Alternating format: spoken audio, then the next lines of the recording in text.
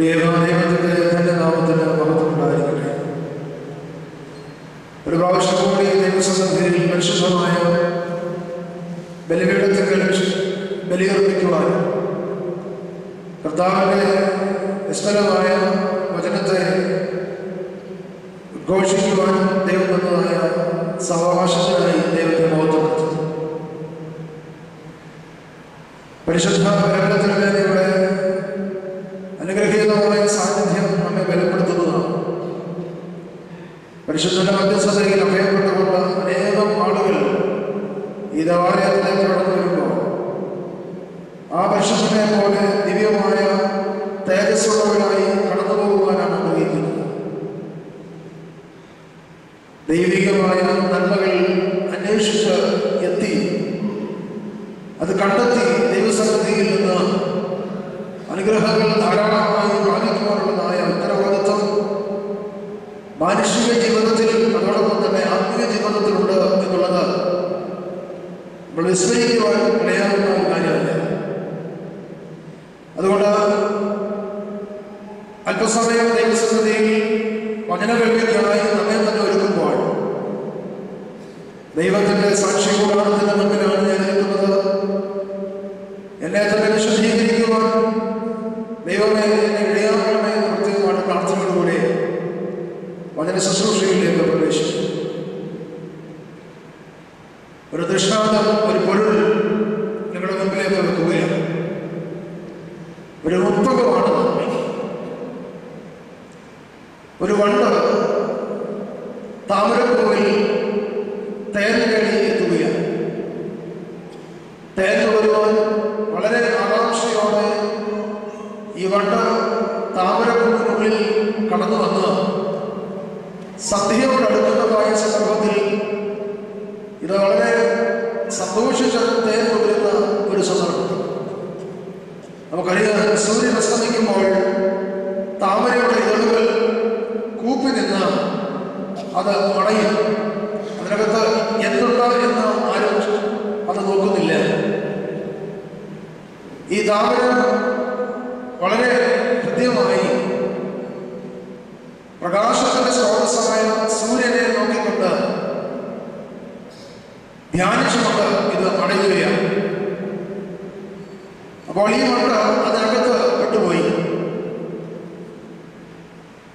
ഈ താമര വളരെ സ്നേഹത്തോടെ ഈ മണ്ണിനോട് പറഞ്ഞു, സഹോദര, നാളെ പ്രഭാതമാകുമ്പോൾ മാത്രമേ എനിക്കിതിൽ നിന്ന് എനിക്ക് ഇനി എൻ്റെ ഇതളുകൾ നിവർത്തുവാൻ സാധ്യമാകുള്ളൂ. അതുകൊണ്ട് നീ എന്നെ കുത്തി മുറിച്ച് നോവിച്ചുകൊണ്ട് എന്നിൽ നിന്ന് കടന്നു പോകുക എന്നുള്ളതായ ഒരു വലിയ സത്യം അവിടെ ഈ വണ്ടിന് താമരപ്പൂ കൊടുക്കുകയാണ്. എന്നാൽ ഈ വണ്ട് താമരപ്പൂവിനെ നോവിക്കാതെ എനിക്ക് പോകുവാൻ സാധ്യമല്ല എന്നുള്ളതായ ആ സന്ദേശം വണ്ട് താമരപ്പൂവിന് കൊടുക്കുകയാണ്. അങ്ങനെയാണെങ്കിൽ നാളെ പ്രഭാതത്തിൽ സൂര്യൻ ഉദിക്കുമ്പോൾ ഞാൻ ഇതിൽ നിന്ന് രക്ഷപ്പെട്ടുകൊള്ളുക. അത്രയും സമയം നമുക്ക് കുശലം പറഞ്ഞിരിക്കാമെന്ന് പറഞ്ഞുകൊണ്ട് താമരപ്പൂവിനുള്ളിൽ ഈ വണ്ട് അല്പസമയം വിശ്രമിക്കുകയാണ്. ഈ സമയത്താണ് അതുവഴി കടന്നു വരുന്നതായ ഒരു ആന ഈ താമരപ്പൂവിനെ പറിച്ചുകൊണ്ട് ഇത് വായിലേക്ക് വെക്കുകയാണ്. നല്ലവരായ വണ്ടും നല്ലവരായ ഈ താമരപ്പൂവും ഒന്നിച്ച് ഈ ആനയുടെ വായിലേക്ക് പ്രവേശിക്കുന്നത്. എന്തുകൊണ്ടാണ് ഇതിങ്ങനെ സംഭവിച്ചതെന്ന് ചോദിച്ചാൽ, വണ്ടും താമരയും സ്നേഹത്തിന്റെ ദൃശ്യങ്ങൾ തന്നെയാണ്. എന്നാൽ എന്തുകൊണ്ട് ഇതെല്ലാം സംഭവിച്ചു എന്ന് ചോദിച്ചാൽ ഉത്തരം കിട്ടിപ്പോകുന്നതായ ഒന്നാണ്. ഇതുപോലെ തന്നെയാണ് യോബിന്റെ പുസ്തകത്തിൽ നമ്മൾ വായിക്കുന്നത് പോലെ, യോബ് എന്ന് പറയുന്ന നീതിമാനായ മനുഷ്യൻ ഏറ്റവും സഹനത്തിൻ്റെതായ മാതൃക നമുക്ക് പറഞ്ഞു തരുന്നതായ വ്യക്തിയാണ്. നീതിമാൻ ഏറ്റവും സഹനത്തോടുകൂടെ ഇരിക്കുന്നതായ സന്ദർഭത്തിൽ എന്താണ് ഈ നീതിമാന് സംഭവിക്കുന്നത് എന്നുള്ളത് നമുക്ക് ചിന്തിക്കേണ്ട വിഷയം തന്നെയാണ്. അത് വളരെ മനോഹരമായി യോബിന്റെ പുസ്തകത്തിൽ 1 മുതലുള്ളതായ അധ്യായങ്ങളിൽ നമുക്ക് വായിച്ച് മനസ്സിലാക്കുവാൻ പ്രയാസം ഇല്ലാത്തതായ ഒന്നുമാണ്. എന്നാൽ എന്താണ് യോബ് വാക്കിന്റെ അർത്ഥം എന്ന് ചോദിച്ചാൽ പഠിക്കേണ്ടത് അത്യാവശ്യമാണല്ലോ. യോബ് വാക്കിന്റെ അർത്ഥം പീഡിപ്പിക്കപ്പെട്ടവൻ അല്ലെങ്കിൽ പീഡിപ്പിക്കപ്പെടുന്നവൻ എന്നാണ്. പെർസിക്യൂട്ടർ വൺ, പീഡിപ്പിക്കപ്പെടുന്നവനാണ് ഈ യോബ്. അവന്റെ വാക്കിന്റെ അർത്ഥം പോലെ തന്നെ ജീവിതത്തിന്റെ ആദ്യ നാൾ മുതൽ അവസാന നാൾ വരെ പീഡനത്തിൽ കൂടെ ജീവിതത്തെ ദൈവസന്നിധിയിൽ യഹോവയായ ദൈവത്തിന്റെ സന്നിധിയിൽ സമർപ്പിച്ചവനാണ് ഈ യോബ് എന്നുള്ളത് ആ പുസ്തകം വായിക്കുമ്പോൾ നമുക്ക് മനസ്സിലാക്കാൻ കഴിയുന്നതായ ഒരു സത്യമാണ്. എന്നാൽ നമ്മൾ പ്രത്യേകമായി ഓർക്കേണ്ടത് ഒരു കാര്യമുണ്ട്. ഏറ്റവും നീതിമാനായ മനുഷ്യൻ അനുഭവിക്കേണ്ടി വന്ന അതികഠിനമായ പീഡനം എന്തുകൊണ്ട് എന്ന് ചോദിക്കുമ്പോൾ അതിന് ഉത്തരം കിട്ടിപ്പോവുകയാണ്. സാധാരണ ഭാഷയിൽ നമ്മൾ പറയാറുണ്ട്, ശ്രദ്ധിക്കാറുണ്ട്, കേൾക്കാറുണ്ട്. അരി എത്ര എന്ന് ചോദിച്ചാൽ പയർ അഞ്ഞാഴി എന്ന് പറയുന്നതായ ഒരു സ്ഥിതിവിശേഷത്തിൽ പഴമൊഴി നമുക്ക് വളരെ രസകരമായി നമ്മൾ കേൾക്കുമ്പോഴും യോബ് ദൈവസന്നിധിയിൽ ഓരോ കാര്യങ്ങൾ ചോദിക്കുകയാണ്. എന്തുകൊണ്ട് ദൈവമേ എനിക്കിതെല്ലാം സംഭവിച്ചു? എന്തിനാണ് നീ എന്നെ പരീക്ഷിക്കുന്നത്? തൻ്റെ പുത്രസമ്പത്ത് നഷ്ടപ്പെട്ടു, തൻ്റെ മക്കൾ, തൻ്റെ ധനം, തൻ്റെ ആടുമാടുകൾ എല്ലാം നഷ്ടപ്പെട്ടതായ വ്യക്തി ഭാര്യ പോലും അവരോട് പറയുകയാണ്, മനുഷ്യ ഇനിയും നിന്റെ ഭക്തി മുറുകെ പിടിച്ചുകൊണ്ടിരിക്കുന്നത് എന്തുകൊണ്ടെന്ന് ചോദിച്ച് അവനെ കളിയാക്കുകയാണ്. നീ പൊട്ടിയ പോലെ സംസാരിക്കുന്നു എന്ന മറുപടിയായി യോബ് ചോദിക്കുകയാണ്. ഈ അധ്യായങ്ങളൊക്കെ നമ്മൾ വായിക്കുന്ന സന്ദർഭത്തിൽ സ്നേഹിതന്മാർ 2-3 പേര് യോബിനോട് സംസാരിക്കുന്നുണ്ട്. അവസാന ഭാഗത്തിൽ കടന്നു വരുമ്പോഴാണ് യഹോവയായ ദൈവം യോബിനോട് സംസാരിക്കുന്നത്. വളരെ മനോഹരമായ ചിന്തയാണ് അവിടെ നമുക്ക് കാണുവാൻ കഴിയുന്നത്. പ്രത്യേകമായി ഓർക്കുമ്പോൾ ഈ സഹനത്തിൽ കൂടി കടന്നുപോയവരാണ് ഈ യോബ്. അത് ഒന്നാമത്തെ ചിന്തയായി ഞാൻ നിങ്ങളുടെ മുമ്പിൽ വെക്കുന്നുവെങ്കിൽ തന്നെ സഹനത്തിൽ കൂടി കടന്നുപോയ വ്യക്തിയാണ് ഈ യോബ്. എന്നാൽ ഇന്ന് ഞാനും നിങ്ങളും സഹനത്തിൽ കൂടെ കടന്നു പോകുമ്പോൾ നമ്മുടെ ആത്മശരീരങ്ങൾക്കുള്ളതായ വ്യതിയാനത്തിലാണ് എന്നുകൂടി നമ്മൾ ചിന്തിക്കേണ്ടത് ആവശ്യമാണ്. കാലഘട്ടത്തിന്റെ ആവശ്യം കൂടിയാണ്. രണ്ടാമതോടെ ഈ യോബിനെ സംബന്ധിച്ച് ചിന്തിക്കുന്നതായ സന്ദർഭത്തിൽ ഹൃദയങ്ങളെ ദൈവസന്നിധിയിലേക്ക് ഉയർത്തിയവരാണ്. നമ്മൾ ഇന്ന് ഹൃദയങ്ങളെയാണോ ഉയർത്തുന്നത്, അതോ നമ്മുടെ നമുക്ക് ദൈവം തന്നതായ ധനത്തെയാണ് ഉയർത്തുന്നത്? ഏതിനെയാണ് ദൈവസന്നിധിയിലേക്ക് ഉയർത്തുന്നത് എന്നുള്ളത് പ്രത്യേകമായി നാം ചോദിക്കേണ്ട വിഷയമാണ്. എന്നോട് തന്നെ ചോദിക്കേണ്ട വിഷയമാണ്. എന്താണ് വളരെ നിനക്ക് നിന്റെ ദൈവസന്നിധിയിൽ കൊടുക്കുവാനുള്ളത്? നിനക്ക് ധനം കാണാം, മാനം കാണാം, മറ്റു പലതും കാണാം. എന്നാൽ നിന്നെ തന്നെ, നിന്റെ ഹൃദയത്തെ തന്നെ യഹോവയുടെ വാസസ്ഥലമാക്കി കൊടുക്കുവാൻ നിനക്ക് കഴിവുണ്ടോ? അതിന് നിനക്ക് ധൈര്യമുണ്ടോ എന്ന് എന്നോട് തന്നെ തിരിച്ച് ചോദിക്കുകയാണ്. മൂന്നാമതായി ഇവിടെ കാണുന്നതായ വേറൊരു പ്രത്യേകത, ദൈവത്തിന്റെ സർവാധിപത്യം സമ്മതിച്ചു കൊടുത്ത വ്യക്തിയായിരുന്നു ആര്? യോബ്. ദൈവത്തിന്റെ സർവാധിപത്യം സമ്മതിച്ചു കൊടുത്തവനാണ് യോബ്. തന്റെ സമസ്ത മേഖലയിൽ, ജീവിതത്തിന്റെ ആദിയോടൊപ്പമുള്ളതായ എല്ലാ മേഖലകളിലും ഈ യോബ് സഹനം പ്രതീക്ഷിച്ചവനാണ്, സഹനമേറ്റവനാണ്. പുതിയ നിയമത്തിൽ നാം വേറൊരു വ്യക്തിയെ കൂടി കാണുന്നുണ്ട്. അത് ആരാണ്? അത് ക്രിസ്തുവാണ്. പഴയ നിയമത്തിൽ നീതിമാനായ യോബും പുതിയ നിയമത്തിൽ നമ്മുടെ കർത്താവായ യേശു ക്രിസ്തുവും പീഡനം സഹിച്ച സഹനത്തിന്റെ ആ പാതയിൽ കൂടി ദൈവസന്നിധിയിൽ എത്തിച്ചേരുന്നതായ, പിതാവിനെ മഹത്വപ്പെടുത്തുന്നതായ ഗണത്തിലേക്ക് ചേരുകയാണ്. ആമുഖമായി മാത്രം ഇത് സൂചിപ്പിച്ചു എന്ന് മാത്രമേ ഉള്ളൂ. അതുകൊണ്ട് എൻ്റെ ജീവിതത്തിൻ്റെ കേന്ദ്രമായിട്ടുണ്ടോ? നമ്മൾ പാടാറുണ്ടല്ലോ, യേശു എന്ന ഭയ കേന്ദ്രം, മാറ്റമില്ല സ്നേഹിതൻ,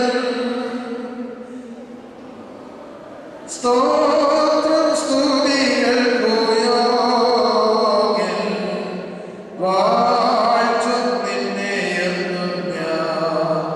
സ്തോത്രം സ്തുതികൾക്കു യോഗ്യൻ, വാഴ്ത്തും നിന്നെ എന്നും ഞാൻ. യഹോവ എൻ്റെ ജീവിതത്തിൻ്റെ കേന്ദ്രം. പ്രിയമുള്ളവരെ, നാം അല്പസമയം ചിന്തിക്കുക. ജീവിതത്തിന്റെ കേന്ദ്രത്തിൽ ക്രിസ്തു ഉണ്ടോ? ഉണ്ടെങ്കിൽ ക്രിസ്തു സഹിച്ചതായ സഹനത്തിന്റെ പാതയിൽ നമ്മൾ സഞ്ചരിച്ചേ മതിയാവും. ആ സഹനത്തിൽ നിന്ന് ഒരിക്കലും ഒഴിഞ്ഞു നിൽക്കുവാൻ ആർക്കും സാധ്യമല്ല.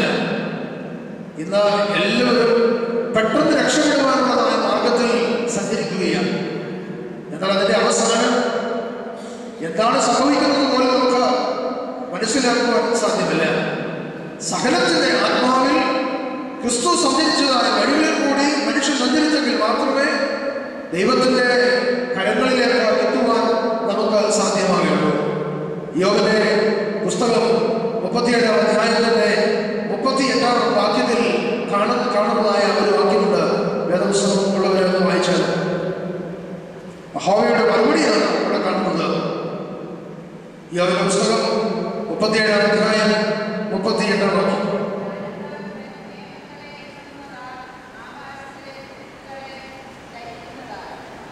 ഇവിടെ യഹോവയായ ദൈവം ഇയ്യോബിനോട് സംസാരിക്കുകയാണ്. എങ്ങനെയാണ് സംസാരിക്കുന്നത്? 39-ാമത്തെ അധ്യായം 38-ാമത്തെ അധ്യായത്തില് 1-ാമത്തെ വാക്യം കാണുമ്പോൾ, അതിന് യഹോവ ചുഴലിക്കാറ്റിൽ നിന്ന് ഇയ്യോബിനോട് ഉത്തരം അരുളിച്ചെയ്തു നിന്നാൽ, അറിവില്ലാത്ത വാക്കുകളാൽ ആലോചനയെ ഇളക്കാവുന്നവരാ, നീ പുരുഷനെ പോലെ അയമുറക്കിക്കൊള്ളുക, ഞാൻ നിന്നോട് ചോദിക്കും, എന്നോട് ഉത്തരം പറയുക. അതിനു മുൻപ് വീണ്ടും അവിടെ, അതിനുശേഷം വീണ്ടും അവിടെ പറയുന്നത് 39-ാമത്തെ അധ്യായം 1-ാം വാക്യത്തിൽ പറയുകയാണ്, പാറയിലെ കാട്ടാടുകളുടെ പ്രസവകാലം നിനക്കറിയാമോ? മാൻപേടകളുടെ ഈറ്റുനോവ് നീ കാണുന്നുവോ? അതാണ് ഞാൻ പറഞ്ഞത്. അരി എത്ര ചോദിച്ചാൽ ഭയവിജ്ഞാനി എന്ന് പറയുന്നതായ ഒരു പഴഞ്ചൊല്ല്. യഹോവയായ ദൈവത്തിന്റെ സന്നിധിയിൽ ഈ മനുഷ്യൻ നിലവിളിക്കുകയാണ്, നീതിമാനായ ഞാൻ, അല്ലെങ്കിൽ നീതിമാനായ എനിക്ക് ഇതെങ്ങനെ സംഭവിച്ചു? അപ്പോൾ ചോദിച്ചത് എന്താണ്? യഹോവ അവനോട് പറഞ്ഞത് രണ്ടും വ്യത്യസ്ത തരത്തിലുള്ള ചിന്തയാണ്. ഇതിന്റെ ടോട്ടൽ അല്ലെങ്കിൽ സത്യം എന്ന് പറയുന്നത് സഹനം എന്നത് തന്നെയാണ്. ഞാൻ ആ വാക്ക് വീണ്ടും വീണ്ടും ആവർത്തിക്കുകയാണ്. സഹനം എന്ന വാക്ക് വളരെ നമുക്ക് പരിചിതമാണെങ്കിൽ തന്നെയും വളരെ ആത്മീയ ജീവിതത്തോട് ഏറ്റവും ശ്രേഷ്ഠമായ ബന്ധമുള്ളതാണ് സഹനം എന്ന വാക്ക്. വളരെ ശ്രദ്ധേയമായിരിക്കുന്നത് 37-ാം അധ്യായത്തിന്റെ 14-ാം വാക്യം. ഇയ്യോബേ, നീ ശ്രദ്ധിച്ചുകൊള്ളുക, മിണ്ടാതിരുന്ന ദൈവത്തിന്റെ അത്ഭുതങ്ങളെ ചിന്തിച്ചുകൊള്ളുക. നിനക്ക് എന്തെല്ലാം സംഭവിച്ചാലും, ദൈവസന്നിധിയിൽ നീ എന്തെല്ലാം കൊണ്ടിട്ടാലും നീ ചിന്തിച്ചുകൊള്ളുക. ഇയ്യോബേ, നീ ശ്രദ്ധിച്ചുകൊള്ളുക, മിണ്ടാതിരുന്ന ദൈവത്തിന്റെ അത്ഭുതങ്ങളെ ചിന്തിച്ചുകൊള്ളുക. മിണ്ടാതിരുന്ന ദൈവത്തിന്റെ അത്ഭുതങ്ങളെ നീ ചിന്തിക്കുവാൻ, അതിനുവേണ്ടിയാണ് നിന്നെ ഇവിടെ ഇറക്കിയിരിക്കുന്നത് എന്നുള്ള ബോധ്യത്തിൽ നിലനിൽക്കുന്നവൻ ആരോ അവനാണ് സകലത്തിന്റെ ആത്മാവിൽ വസിക്കുന്നവൻ. യോബിന്റെ ജീവിതത്തിന്റെ ആദ്യോടൊപ്പം പരിശോധിക്കുക. വീണ്ടും ഞാൻ പറഞ്ഞുവല്ലോ, എല്ലാം നഷ്ടപ്പെട്ട വ്യക്തി. ശരീരത്തിൽ ചൊറി വന്നിട്ട് ഓട്ട് കഷ്ണപ്പെട്ട് ചൊറിയുകയാണ്. എല്ലാവരും തന്നെ കണ്ടിട്ട് അങ്ങോട്ട് പോവുകയാണ്. ആ നിലയിൽ നിന്ന് യഹോവയുടെ സന്നിധിയിലേക്ക് ദൃഷ്ടികൾ ഉയർത്തി ആകാശത്തിലേക്ക് നോക്കി ചോദിക്കുന്നൊരു ചോദ്യമുണ്ട്, ദൈവമേ, നീ എനിക്ക് എന്തിരുന്ന് തന്നു? നമ്മൾ പലപ്പോഴും ചോദിക്കുന്ന ചോദ്യമാണ് അല്ലേ? സ്വല്പം സാമ്പത്തികമായ ബുദ്ധിമുട്ടുണ്ടാകുമ്പോൾ ചോദിക്കുന്ന ചോദ്യമാണ്, എന്തിനു ഇതെനിക്ക് തന്നു? ഇതെല്ലാം എന്തിനു എനിക്ക് തന്നു ദൈവമേ എന്ന് ചോദിക്കുന്നതായ ചോദ്യം വളരെ വേഗം നമ്മൾ ദൈവസന്നിധിയിലേക്ക് എഴുതിവിടാറുണ്ട്.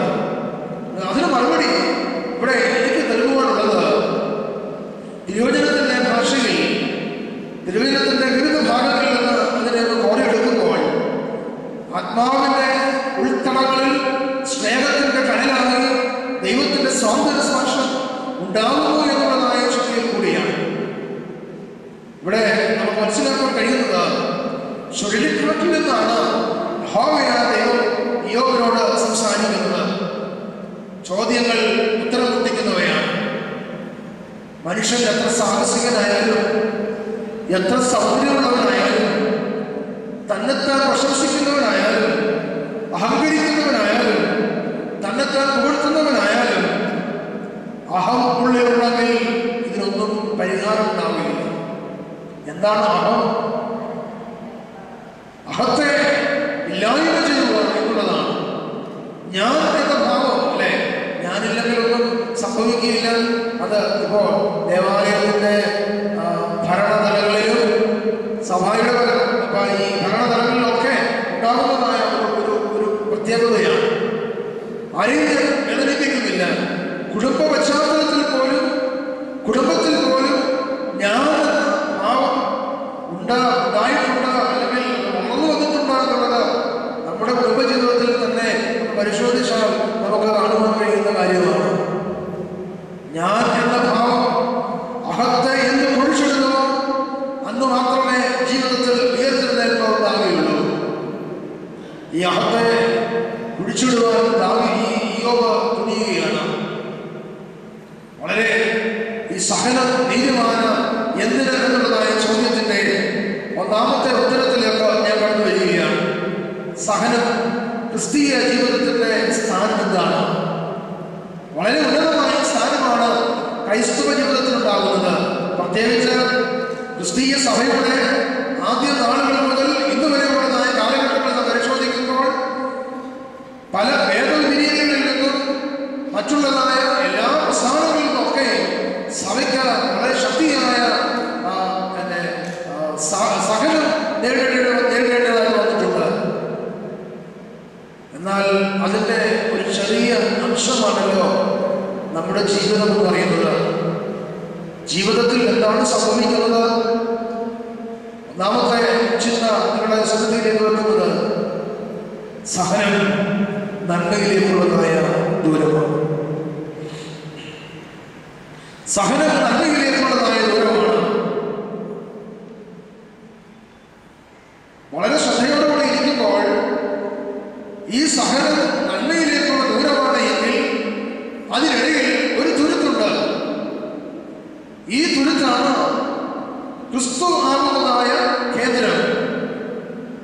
അതിന് പറയുന്നത് ക്രിസ്തു കേന്ദ്രീകൃതമായ ജീവിതശൈലി എന്നതിനെയാണ്. സഹനം നന്മയിലേക്കുള്ള ദൂരമായി ജീവിതത്തിൽ നാം കാണുമ്പോൾ അതിനിടയിലുള്ളതായ ഒരു തുരുത്ത് എന്ന് പറയുന്നത് ക്രിസ്തു കേന്ദ്രീകൃതമായ ഒരു ജീവിത ശൈലിയാണ്. ഇത് നമുക്ക് പലപ്പോഴും ഉണ്ടായിട്ടുണ്ട് എങ്കിൽ തന്നെയും പലപ്പോഴും നമ്മൾ ഇതിനെ അവഗണിച്ചിട്ടുമുണ്ട്.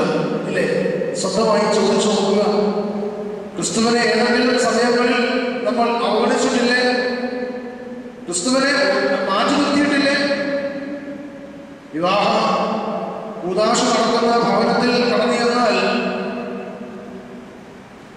വേണമെങ്കിൽ പറയും, അച്ഛാ കാനാവിലെ കല്യാണത്തിന് പച്ചവെള്ളത്തെ വീഞ്ഞാക്കിയല്ലേ ദൈവം, അല്ലേ? ഒരു വിശുദ്ധമായ കൂദാശ നടക്കുവാൻ ഒരുങ്ങിക്കൊണ്ടിരിക്കുന്നതായ ഭവനത്തിൽ അല്പസമയം കർത്താവെ നീ മാറി നിൽക്കാൻ പറയുന്നില്ലേ? അവിടെയാണ് ജീവിതത്തിന്റെ താളടികൾ നമുക്ക് വിഷമങ്ങൾ കാണുന്നത്. മദ്യപാനത്തിന്റെ അവസ്ഥാന്തരങ്ങളിലേക്ക് നമ്മൾ കടന്നു ചെല്ലുമ്പോൾ കുടുംബത്തെയും ഭവനത്തെയും വ്യക്തിജീവിതത്തെയും സമൂഹത്തെയും കാർന്നുകൊണ്ട് അടിസ്ഥാന ശിലകൾ ഇളകുന്നതായ ഒരു വലിയ കാര്യം നമ്മൾ കാണുവാനൊക്കെ നമ്മുടെ ആകുന്നുണ്ട്. അതുകൊണ്ട് സഹനം നന്മയിലേക്കുള്ള ദൂരമാണ് എങ്കിൽ അതിനിടയിൽ ക്രിസ്തു കേന്ദ്രീകൃതമായ ഒരു ജീവിതശൈലിയുണ്ട്, ഒരു തുരുത്തുണ്ട്. ഈ ദുരിതത്തിൽ കയറി രക്ഷപ്പെടുവാനുള്ളതായ ബാധ്യത ഇന്ന് നമുക്കുണ്ട്. എന്നാൽ നമ്മൾ പലപ്പോഴും അതിനെ ഓർക്കാറില്ല എന്നുള്ളത് നാം പ്രത്യേകമായി മനസ്സിലാക്കേണ്ടത് ആവശ്യമായ കാര്യമാണ്. ഇത് ആർജിച്ചെടുക്കേണ്ടതായ ജീവിത മൂല്യമാണ്. അതിൻ്റെ പ്രത്യേകതകൾ നാം ചിന്തിക്കുന്ന സന്ദർഭത്തിൽ മൂല്യമില്ലാത്തവരായി ശേഷിക്കുന്നതായ ജനങ്ങളായി ഞാനും നിങ്ങളുമായി തീർന്നിട്ടുണ്ട്. മൂല്യമില്ല, ഉൾക്കാമ്പില്ലാത്തവരായ മനുഷ്യത്വമായി ഇന്ന് ആയിത്തീരുന്നു എന്നുള്ളതിന്റെ തെളിവാണ് പത്രദ്വാര മുഖേന എല്ലാ ദിവസവും നമ്മൾ വായിക്കുന്നതും മറ്റു മാധ്യമങ്ങൾ വഴി നമ്മൾ കേൾക്കുന്നതും. ജീവിത മൂല്യങ്ങൾക്ക് സ്ഥാനമേ ഇല്ലാത്തതായ നിലയിലേക്ക് ഈ സമൂഹം കടന്നിരിക്കുകയാണ്. എവിടെയാണ് ഈ സമൂഹത്തിന്റെ, എങ്ങോട്ടാണ് ഈ സമൂഹത്തിന്റെ യാത്ര? ക്രിസ്തു കേന്ദ്രീകൃതമായ ജീവിതശൈലിയിൽ നിന്ന് ക്രിസ്തുവിനെ ഒരു നിമിഷം മാറ്റി നിർത്തുന്നതായ അനുഭവത്തിലേക്കാണോ ജീവിതയാത്ര? ഒരിക്കലും പാടില്ല. ക്രിസ്തു എന്റെ ജീവിതത്തിന്റെ പ്രഥമ കേന്ദ്രത്തിൽ ഉണ്ടായിരിക്കണം. ഈ ദുരിതത്തിൽ ഞാൻ അഭയം പ്രാപിക്കണം എന്നുള്ളതായ വാഞ്ചയോടുകൂടി, ആഗ്രഹത്തോടുകൂടി ദൈവസന്നിധിയിൽ നിൽക്കുന്നവന് മാത്രമേ സഹനത്തിന്റെ ആത്മാവിൽ ജീവിക്കുവാൻ സാധിക്കുകയുള്ളൂ. എന്ത് പ്രയാസങ്ങൾ കൊള്ളട്ടെ, എൻ്റെ ജീവിതത്തിന്റെ പടകം ആടി വിളിച്ചുകൊള്ളട്ടെ, ക്രിസ്തു എൻ്റെ പടകിന്റെ എവിടെ വേണം? അമരത്ത് വേണം. ക്രിസ്തു എൻ്റെ ജീവിതത്തിന്റെ പടകിന്റെ അമരത്ത് വേണം. ക്രിസ്തു പടകിന്റെ അമരത്തുണ്ടായിരുന്നു ഒരു നാൾ. എന്നാൽ ശിഷ്യന്മാർ അറിഞ്ഞു, അവരറിഞ്ഞില്ല. അവസാനം പടകെ ശാന്തമാവുക, കാറ്റെ ശാന്തമാവുക എന്ന് പറയുന്ന സന്ദർഭത്തിൽ ക്രിസ്തുവിന്റെ സാന്നിധ്യം അവർ മനസ്സിലാക്കുകയാണ്. ആ സമയത്ത് ഒരു മനുഷ്യൻ നഗ്നനായിരുന്നു. ആര്? പത്രോസ് നഗ്നനായിരുന്നു. ഈ സമയത്ത് താൻ നഗ്നനായാൽ കടലിലേക്ക് ചാടുകയാണ് ഈ പത്രോസ് ചെയ്തത്. നഗ്നത എന്ന് പറയുന്നത് ജീവിതത്തിന്റെ ഒരു പ്രത്യേകതയാണ്. സെൻസ് ഓഫ് ഷെയിം എന്നാണ് പിതാക്കന്മാർ പഠിപ്പിക്കുന്നത്. നഗ്നതയെ പറയുന്നത്, അതായത് ആദ്യമാതാപിതാക്കളായ ആദമനും ഹവ്വയ്ക്കും ഉണ്ടായതായ ആ നഗ്നത എന്ന് പറയുന്നത് തന്റെ ജീവിതത്തിൽ ഷെയിമിനെ കുറിച്ചുള്ളതായ സെൻസ് ഉണ്ടായി എന്നുള്ളതാണ്. ഇത് നമ്മുടെ ജീവിതത്തിലും ഉണ്ടാകേണ്ടതായ ഒരു ഗുണവിശേഷം തന്നെയാണ്. എപ്പോഴെങ്കിലും ദൈവം എൻ്റെ ജീവിതത്തിൽ നിന്ന് മാറി നിൽക്കുന്നുവെങ്കിൽ ഞാൻ ആരായി മാറുന്നു? ഞാൻ നഗ്നനായി മാറുകയാണ്. ആ പ്രത്യേകമായി ഓർത്തിരിക്കേണ്ടത് ആവശ്യമായ കാര്യമാണ്. രണ്ടാമത്, ക്രിസ്തു എൻ്റെ അഭിയോഗം സൂചിപ്പിച്ചതാണ്. ആശ്രയിക്കുവാൻ, ആരാധിക്കുവാൻ യോഗ്യനായ കർത്താവിനെ മഹത്വപ്പെടുത്തുവാനുള്ളതായ ഒരു ബാധ്യത നമുക്ക് ഉണ്ടാകേണ്ടത് ആവശ്യമാണ്. അതാണ് സഹനം, നന്മയിലേക്കുള്ളതായ ദൂരമെന്ന് ഞാൻ വിശേഷിപ്പിച്ചത്. സഹനം നന്മയിലേക്കുള്ളതായ ദൂരം തന്നെയാണ്. അവിടെയാണ് കാഴ്ചയുടെ പൊരുൾ നമുക്ക് മുൻപേ വരുന്നത്. എന്താണ് കാഴ്ചയുടെ പൊരുൾ എന്നതുകൊണ്ട് ഉദ്ദേശിക്കുന്നത് ചോദിച്ചാൽ, യോബിന്റെ ജീവിതത്തിൽ എല്ലാ ഘട്ടത്തിലും യഹോവയുടെ സാന്നിധ്യം അവന്റെ കൂടെ ഉണ്ടായിരുന്നു. നേരത്തെ സൂചിപ്പിച്ചുവല്ലോ, പുത്രസമ്പത്തും ആടുമാടുകളും എല്ലാം നഷ്ടപ്പെട്ടു പോയ യഹോവയുടെ സന്നിധിയിൽ അവനൊരു വാക്ക് പറയുന്നുണ്ട്. എല്ലാം യഹോവ തന്നു, യഹോവ എടുത്തു, അവന്റെ നാമം വാഴ്ത്തപ്പെടട്ടെ. അതാണ് അവന്റെ കാഴ്ചയുടെ പൊരുൾ. അവന്റെ ദീർഘമായ കാഴ്ച അത് തന്നെയായിരുന്നു. എല്ലാം ദൈവത്തിന്റെ ദാനം തന്നെയാണ്. യഹോവ തന്നു, യഹോവ എടുത്തു, യഹോവയുടെ നാമം വാഴ്ത്തപ്പെടട്ടെ. ഇതാണ് നന്മ എന്ന് പറയുന്നത്. യഹോവ നന്മ തരുന്ന സന്ദർഭങ്ങളിൽ തന്നെയും തിന്മയും നിനക്ക് അനുഭവിച്ചുകൂടെ? എന്നും ധനാഢ്യനായിരിക്കണമെന്ന് നീ താല്പര്യപ്പെടുന്നുവെങ്കിൽ അത് യഹോവയ്ക്ക് നിഷിദ്ധമാണ്. യഹോവ അത് അതിനെക്കുറിച്ച് ആഗ്രഹിക്കുന്നില്ല. ഉണ്മാനും ഉടുക്കുവാനും ഉണ്ടെങ്കിൽ അത് മതി. സുഖദുഃഖ സമ്മിശ്രമായ ജീവിതമാണല്ലോ മനുഷ്യ ജീവിതം. പ്രത്യേകമായി നാം ഓർക്കേണ്ട കാര്യമാണ്. എല്ലാം ദൈവത്തിന്റെ ദാനം തന്നെയാണ്. നന്മ അനുഭവിക്കുന്നുവെങ്കിൽ തിന്മയെ കൂടി അനുഭവിക്കുവാനുള്ളതായ സാമർഥ്യം ഞാൻ കാണണം. അല്ലേ? ജീവിതത്തിൽ നന്മ അനുഭവിച്ചിട്ട് ഏതെങ്കിലും സമയങ്ങളിൽ തിന്മ അനുഭവിക്കുവാൻ പ്രയാസപ്പെടുന്ന സന്ദർഭത്തിലാണ് വീണ്ടും ദൈവസന്നിധിയിലേക്ക് ചോദ്യം ഉയർത്തുന്നത്. അല്ലേ? എന്തിനാണ് പിതാവേ ഈ സഹനം നീതിമാന് എന്താണ് എന്ന് അവിടെ ചോദിക്കുകയാണ്. ഒന്നാമത്തെ ചിന്ത, നന്മയിലേക്കുള്ള ദൂരമാണ് സഹനം. വളരെ മനോഹരമായി ഈ കാഴ്ചപ്പാടുകളെ സംബന്ധിച്ച് നാം ചിന്തിക്കുന്ന സന്ദർഭത്തിൽ പുറപ്പാട് പുസ്തകം 3-ാം അധ്യായം 5-ാം വാക്യത്തിൽ മരുഭൂമിക്ക് അപ്പുറത്തേക്കുള്ളതായ ദൈവത്തിന്റെ പർവ്വതമായ ഹോറേബിലേക്കുള്ളതായ യാത്ര നമുക്ക് അവിടെ വളരെ വ്യക്തമായി കാണുന്നുണ്ട്. അവിടെ മോശ കാണുന്നത് എരിയാത്ത ഒരു ഉൾപ്പെടുപ്പാണ്. അതുപോയി കാണണം, ആ കാഴ്ച എന്താ എന്ന് ചോദിച്ചുകൊണ്ട് അതിലേക്ക് നടന്നെടുക്കുന്നതായ മോശയോട് യഹോവയായ ദൈവം പറയുന്ന ഒരു ഭാഗമുണ്ട്. എന്താണെന്നറിയാമോ? നീ ഇങ്ങോട്ട് അടുക്കരുത്, നീ നിൽക്കുന്ന സ്ഥലം വിശുദ്ധമാകിയാൽ നിന്റെ കാലിൽ നിന്ന് എന്തടിച്ചു കളയണം? ചെരുപ്പ് അഴിച്ചു കളയണം. അല്ലേ? നീ ഇങ്ങോട്ട് അടുക്കരുത്, നീ നിൽക്കുന്ന സ്ഥലം വിശുദ്ധമാകിയാൽ നിന്റെ കാലിൽ നീ ധരിച്ചിരിക്കുന്നതായ ചെരുപ്പ് അഴിച്ച് മാറ്റിക്കളയണം. എന്താ യഹോവയായ ദൈവം ഇവിടെ പറയാനുള്ളതായ കാരണം എന്താണ്? ചെരുപ്പ് പറയുന്നത് അശുദ്ധമാണ്, നീ നിൽക്കുന്ന സ്ഥലം വിശുദ്ധമാണ്. ഇത് വളരെ മനോഹരമായ ഒരു കാഴ്ചപ്പാടാണ്. നീ നിൽക്കുന്ന സ്ഥലം വിശുദ്ധ ഭൂമിയാണ്.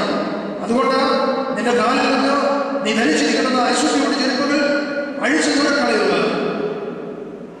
ഇസ്രായേലിലെ പരിശുദ്ധനായ ഗ്രിഗോറിയോസ് പറയുന്നത് ചെരുപ്പുകൾ മരണത്തിന്റെ അടയാളമാണ്.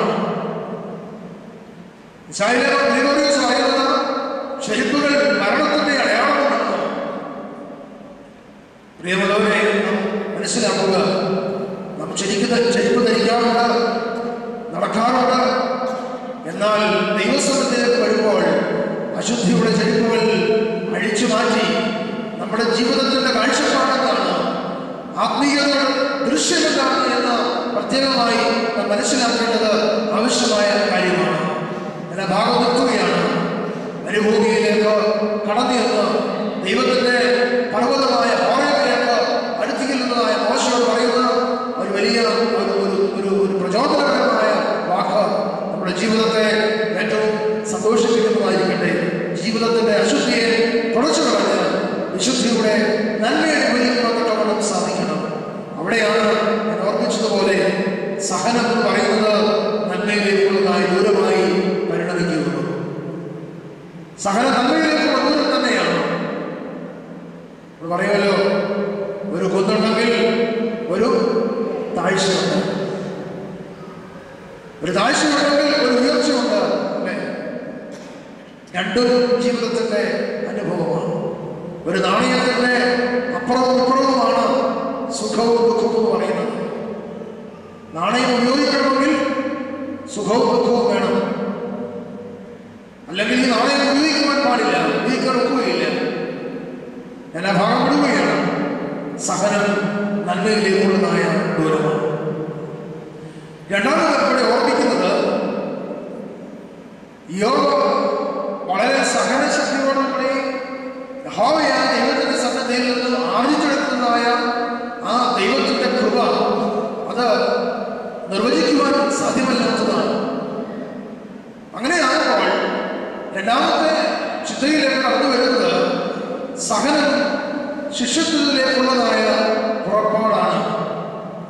സഹനം ശിഷ്യത്വത്തിലേക്കുള്ളതായ പുറപ്പാടാണ്. എന്താണ് ഈ പുറപ്പാട്?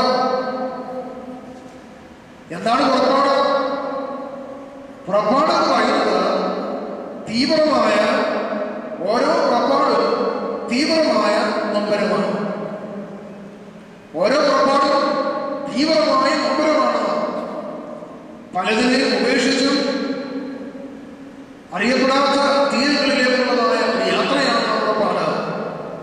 ഇസ്രായേൽ ജനത മനോഹരമായി നേതൃത്വത്തിലിരിക്കുന്ന മോശയോടും അഹരോനോടും കൂടെ സ്വർഗീയ കനാനിനെ ലക്ഷ്യമാക്കി യാത്ര ചെയ്യുകയാണ്. അവർക്കറിയില്ല അവരൊക്കെ എങ്ങോട്ടാണ് പോകുന്നത്. നീ നിന്റെ ജനത്തെ നയിച്ചുകൊള്ളുക എന്നാണ് പിതാക്കന്മാരോട് പറയുന്നത്. പലതിനെയും ത്യജിക്കുവാനുള്ളതായ അവസരമാണ് ഈ പുറപ്പാട്. ജീവിതത്തിൽ ഞാൻ അതാണ് സൂചിപ്പിച്ചത്. പുറപ്പാട് എന്ന് പറയുന്നത് തീവ്രമായ നൊമ്പരത്തിൻ്റെതായ അവസരമാണ്. ജീവിതത്തിൽ എന്ന് നൊമ്പരപ്പെടുന്നുവോ, ജീവിതത്തിൽ നൊമ്പരങ്ങളോടുകൂടി ദൈവസന്നിധിയിൽ എന്നിരിക്കുന്നുവോ, ജീവിതത്തിൻ്റെ ഒരു പുറപ്പാടാണ് എന്ന് വ്യക്തമായി നാം മനസ്സിലാക്കണം.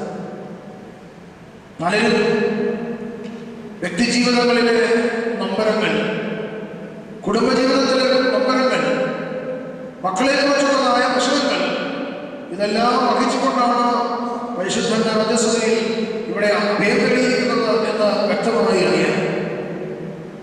എന്നാൽ നൊമ്പരപ്പെടേണ്ടത് ആവശ്യമാണ്. ഓരോ പുറപ്പാട് നൊമ്പരത്തിന്റെ പ്രതീകമാണ്. അതുകൊണ്ട് തളർന്നു പോകരുത്. ഇത് ശിശുത്വത്തിലേക്കുള്ളതായ പുറപ്പാടാണ്.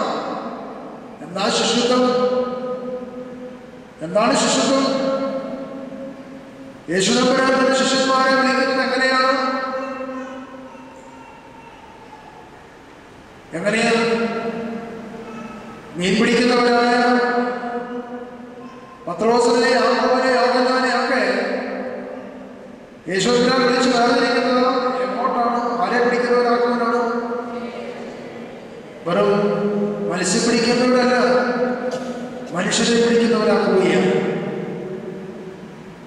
നിങ്ങളെ മനുഷ്യരെ പിടിക്കുന്നവരാക്കുവാനൊക്കെ വേണം ദൈവമായ കർത്താവ് അവരെ ആടി വിളിക്കുകയാണ്. ഓർമ്മിച്ചത്, നൊമ്പരം ഇല്ലാതെ ശിശുത്വത്തിന്റെ അനുഭവത്തിലേക്ക് ചെന്നു ചേരുവാൻ സാധ്യമല്ല. കഥകൾ ധാരാളം നമുക്ക് പറയാനുണ്ടാവും.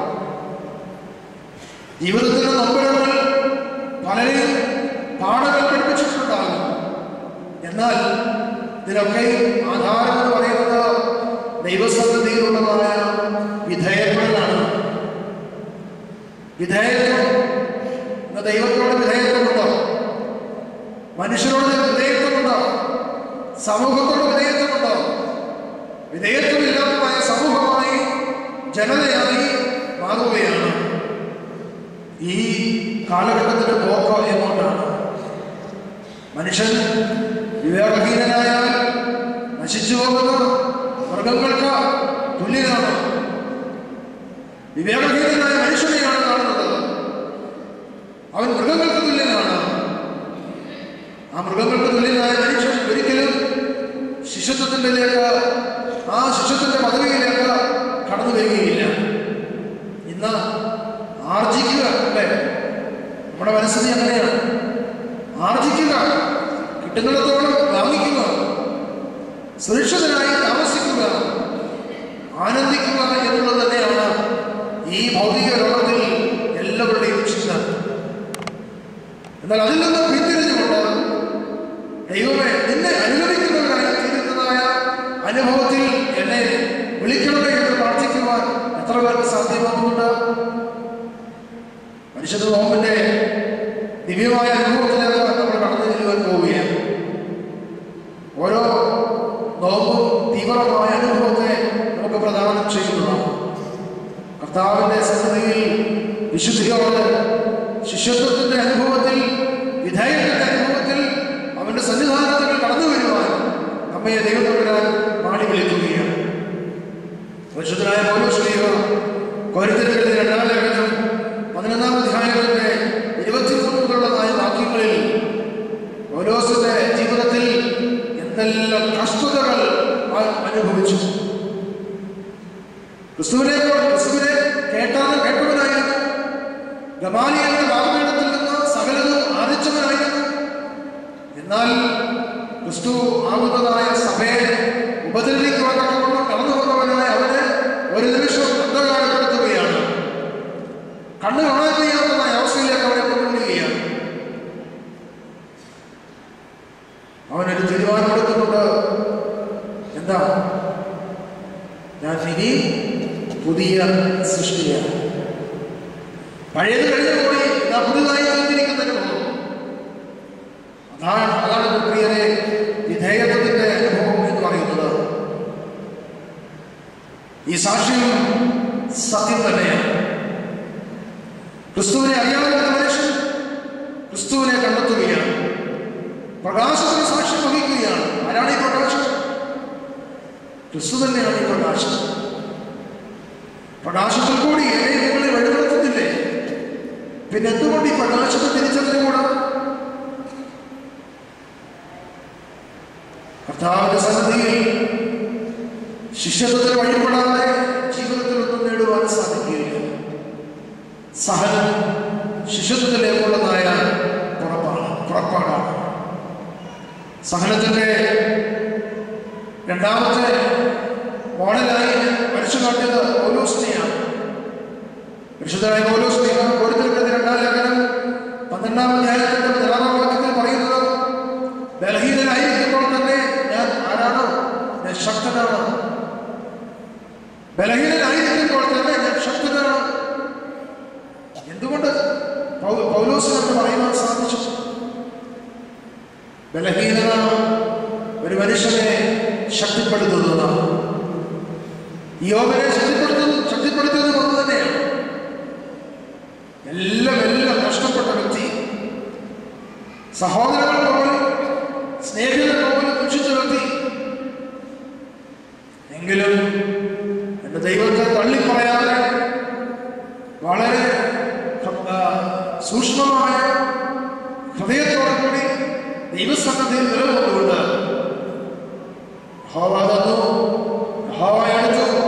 യഹോവയുടെ നാമം വാഴ്ത്തപ്പെടട്ടെ. നമ്മളാണെങ്കിലും ദൈവത്തിനെ പതറിപ്പോയതേ അല്ലെ? ജീവിതത്തിന്റെ അടിസ്ഥാനം ഇളകിപ്പോയതേ. ഒരു ദിവസം നാം ചിന്തിക്കണം, ജീവിതത്തിന്റെ അടിസ്ഥാനശിലയായി ക്രിസ്തു എന്റെ ജീവിതത്തിലുണ്ട്. ദൈവത്തിന്റെ ജീവിതത്തിൽ അടിസ്ഥാനശിലയായിട്ടുണ്ടോ? എങ്കിൽ മാത്രമേ ശിഷ്യത്വത്തിലേക്ക് നടന്നു ചെല്ലുവാൻ നമുക്കത് സാധിക്കും. പൗലോസ് പറയുകയാണ് 1-ാം അധ്യായം 7-ാം വാക്യത്തിൽ, വെളിപാടുകളുടെ ആധിക്യത്താൽ ഞാൻ അതിയായി നിഗളിച്ചു പോകാതിരിക്കുവാൻ എന്റെ ജഡത്തിൽ ഒരു ശൂലം തന്നിരിക്കുകയാണ്. എന്റെ ജഡത്തിൽ ഒരു ശൂലം തന്നിരിക്കുകയാണ്. എന്താണ് ഈ ശൂലം? ആ ശൂലം എന്നെ വിട്ടുപോകുവാൻ എത്ര വട്ടമാണ് അവൻ അപേക്ഷിക്കുന്നത്? 3 വട്ടം അവൻ അപേക്ഷിക്കുകയാണ്. അവനോട് പറയാം, എന്താ പറഞ്ഞ അവനോട് പറഞ്ഞേ? എന്റെ കൃപ നിനക്ക് മതി, എന്റെ കൃപ നിനക്ക് മതി. ദൈവത്തിന്റെ കൃപ വളരെ വിശാലമാണ്. ദൈവത്തിന്റെ കൃപ അതിവിശാലമാണ്. ശിഷ്യത്വത്തിന്റെ പദവി എന്ന് പറയുന്നത് സഹനം ഉള്ളവർക്ക് മാത്രമേ ശിഷ്യത്വത്തിലേക്ക് കടന്നു ചെല്ലുവാൻ സാധിക്കുകയുള്ളൂ.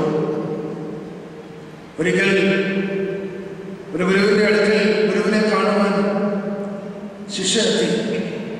കുറെ പൂക്കളുമായി പുഞ്ചിരിയോടെ ഒരു പറയുകയാണ്, ഉപേക്ഷിക്കുക. അവൻ ഗുരുവിനെ സമർപ്പിക്കുവാൻ കൊണ്ടുവന്നതായ ഇടതു കൈയിലെ പൂക്കൾ അവിടെ ഉപേക്ഷിക്കുക. വീണ്ടും ഈ ഗുരു പറയുകയാണ്, ഉപേക്ഷിക്കുക. വലതു കൈയിലെ പൂക്കൾ അവിടെ ഉപേക്ഷിക്കുകയാണ്. വീണ്ടും പറയുകയാണ്, ഉപേക്ഷിക്കുക.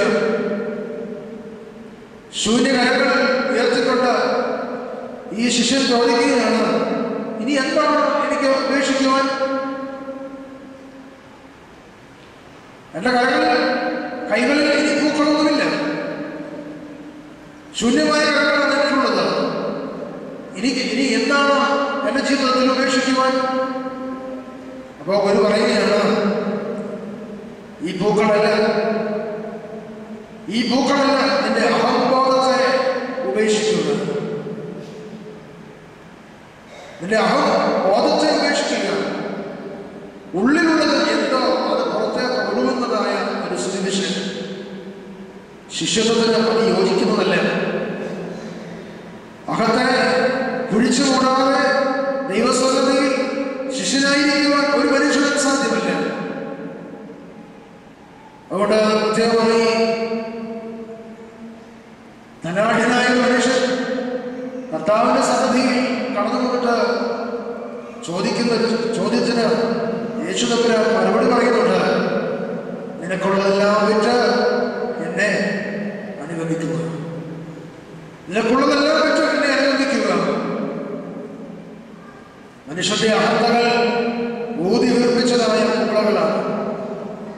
ഏത് നിമിഷവും ഇത് പൊട്ടിപ്പോകുമെന്ന് നാം മനസ്സിലാക്കും.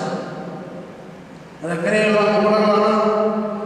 അത് സൗന്ദര്യത്തിന്റെ കുമ്പളകളാണ്, കരുത്തിന്റെ കുമ്പളകളാണ്, പ്രണയത്തിന്റെ കുമ്പളകളാണ്. ഏത് നിമിഷം വേണമെങ്കിലും ഇത് പൊട്ടിപ്പോകാം.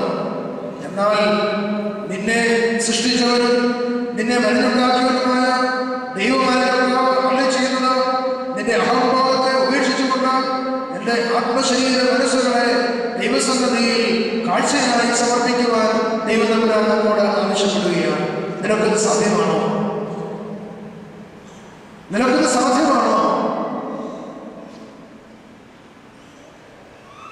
വടക്കേന്ത്യയില് ക്ഷേത്രത്തിന്റെ വെളിയിൽ ഇങ്ങനെ ഒരു കുറിപ്പ് എഴുതി വെച്ചിട്ടുണ്ട്. ചെരുപ്പും അഹന്തയും ഉപേക്ഷിച്ച് മാത്രം അകത്ത് പ്രവേശിക്കും. ചെരുപ്പും അഹന്തയും ഉപേക്ഷിച്ചിട്ട് മാത്രം അകത്തേക്ക്. ഞാൻ ഓർമ്മിച്ചുവല്ലോ, ചെരുപ്പെന്ന് പറയുന്നത് അശുദ്ധിയുടെ പ്രതീകമാണ്. അഹന്ത എന്ന് പറയുന്നത് അഹങ്കാരമാണ്. ഇത് രണ്ടും ഉപേക്ഷിക്കാതെ ദൈവസന്നിധിയിൽ നിൽക്കുവാൻ തടവില്ല. പ്രിയമുള്ളവരെ, സാധ്യമല്ലത്. ആത്മീയത ഒരു മടക്കയാത്രയാണ്. ആത്മീയത ഒരു മടക്കയാത്ര തന്നെയാണ്. നാം ചിന്തിക്കുക. നമ്മെ സാധാരണ പറയല്ലോ, എന്നെ ഇരുത്തി ചിന്തിച്ചു എന്ന്. ഇരുന്ന് ചിന്തിക്കുക. ജീവിതത്തിന്റെ ഓരോ നാളുകളിലും ദൈവം തമ്പുരാൻ നൽകിയ നന്മകൾ അനുഭവിച്ചുകൊണ്ട് ദൈവസന്നിധിയിൽ നിന്ന് ചിന്തിക്കുക. എനിക്ക് എൻ്റെ പിതാവിന്റെ സന്നിധിയിലേക്ക് മടങ്ങിപ്പോകുവാനുള്ളതായ മനസ്സുണ്ട്. അതിനുള്ളത് പ്രാണിയിരിക്കില്ല. ദൈവമേ, നീ എന്നെ കൊണ്ടുപോയാൽ. സഹനം ഗോതമ്പ് മണി നിലത്ത് വീണ് ചത്ത് 100 മേനി ഫലം നൽകുന്നതാണ് സഹനം, അല്ലേ? ഒരു ഗോതമ്പ് മണി നിലത്ത് വീണ് ചത്ത അത് അഴുകി പുതിയൊരു നാമ്പെടുത്തു. അതിൽ നിന്ന് അനേകം ഗോതമ്പ് മണികൾ ഈ ഭൂമിയിലേക്ക് പൊട്ടിവിടുന്നു വരുമ്പോൾ അതിന്റെ സന്തോഷം മറ്റുള്ളവരെ സന്തോഷിപ്പിക്കുന്നതാണ്, മറ്റുള്ളവരെ തൃപ്തിപ്പെടുത്തുന്നതാണ്. സഹനം എന്ന് പറയുന്നത് ഗോതമ്പ് മണി നിലത്ത് വീണ് ചത്ത അത് 100 മേനി ഫലം നൽകുന്നതാണ്. സഹനം എന്നൊക്കെ പറഞ്ഞാൽ അതൊരിക്കലും നമുക്ക് വ്യക്തമാകുവാൻ സാധ്യമല്ലെങ്കിൽ തന്നെ ക്രിസ്തുവിനോടുള്ള ബന്ധത്തിൽ വളരെ വ്യക്തതയോട് കാണുന്നത് ഈ സഹനം തന്നെയാണ്. നമുക്കറിയാമല്ലോ, പ്രസവവേദന അനുഭവിക്കുന്ന ഒരു സ്ത്രീയുടെ സഹനം എന്ത് കഠിനമായ വേദനയാണ് അനുഭവിക്കുന്നത്. ദൈവത്തിന്റെ കൃപ കൊണ്ട് ഇന്നിപ്പോ പ്രസവ വേദന അനുഭവിക്കണ്ട, അല്ലേ? അവരുടെ താല്പര്യം അനുസരിച്ച് ചില നാളുകൾ നോക്കിയാണ് പ്രസവവേദന അനുഭവിക്കുന്ന സ്ത്രീ പ്രസവിച്ചു കഴിഞ്ഞിട്ട് പൊന്നോമനയുടെ മുഖം ഒന്ന് കണ്ടു കഴിയുമ്പോൾ അവരുടെ വേദന എവിടെ പോയി എന്ന് നമുക്ക് ചോദിക്കുവാൻ കഴിയും. അവരുടെ വേദന മാറിപ്പോവുകയാണ്.